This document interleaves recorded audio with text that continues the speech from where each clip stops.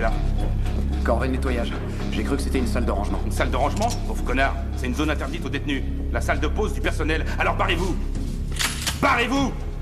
Désolé, chef. Ça ne se reproduira pas.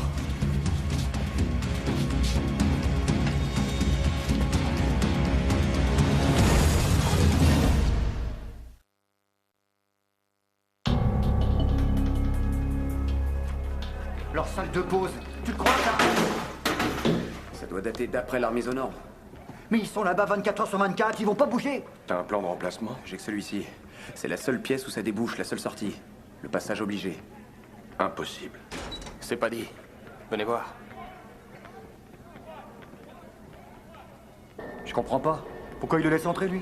Il est prévôt de quartier. Détenu à leurs yeux, digne de confiance. Pourquoi lui? Il s'en est montré digne. Comment est-ce qu'on devient prévôt de quartier? 0 remarque dans son dossier les 30 dernières années. Même tous ensemble, on en est loin. Ce qui veut dire qu'il faut qu'on le prenne avec nous. Oublie, ce mec est trop honnête.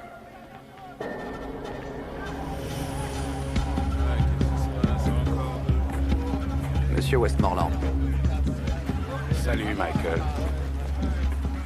vous avez retrouvé votre chatte? Toujours pas.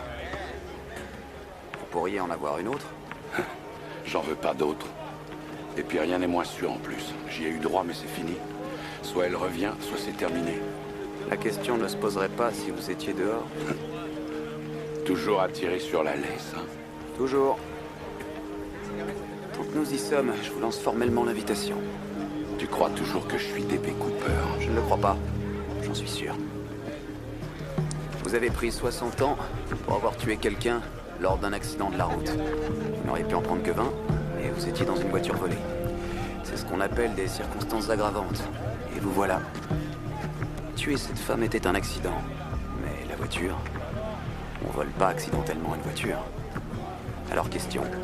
Pourquoi est-ce que Charles Westmoreland a volé une voiture en Arizona? À 10 états de chez lui.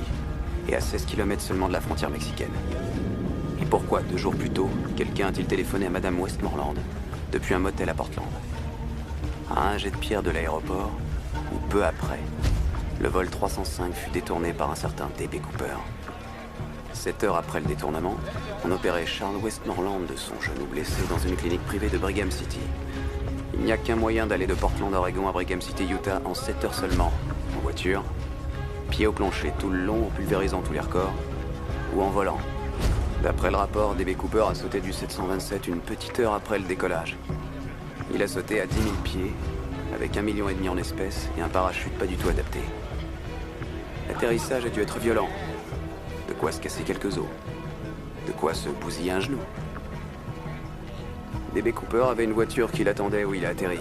Selon le service des immatriculations, en 76, Charles Westmoreland possédait une Chevrolet Chevy Nova de 65. Il se trouve justement qu'une Chevrolet Chevy Nova de 65 dont le numéro de série avait été gratté avait été retrouvée abandonnée, joint de culasse cassée à la frontière de l'Arizona, à 2-3 km d'où vous avez percuté la voiture de cette femme, à bord de la voiture volée. Histoire intéressante. Bonhomme intéressant. Mais il reste un point à éclaircir. Lequel? Possible que je me sois blessé, que j'ai volé cette voiture et que j'ai eu cet accident avec cette pauvre femme. Mais comment j'aurais été physiquement présent à Portland le 24 novembre dans cet avion, alors que j'étais à Folsom en prison pour désordre sur la voie publique?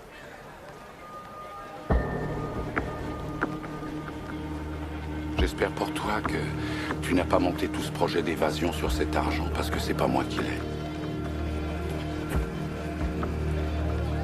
Merci pour l'invitation, en tout cas.